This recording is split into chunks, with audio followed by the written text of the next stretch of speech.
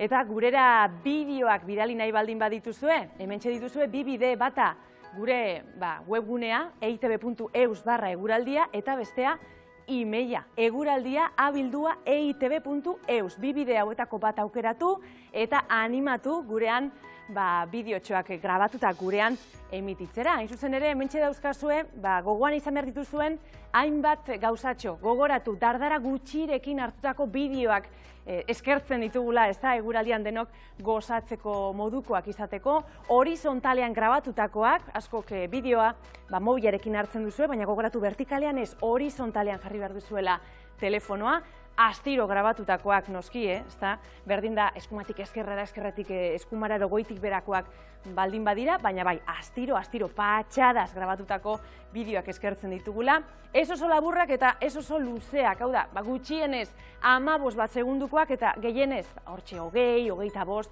nahikoa da. Eta noski eguraldia eta natura izan behar dugu ardatz, beti ere, gure saioan horrelako bideoak eskertzen ditugulako. Eta geroz eta jende gehiago kelarazten dizkigu, mila esker beti bezala beti izaten dugu, ez da, zuei esker ere eguraldia egunero egiten dugulako.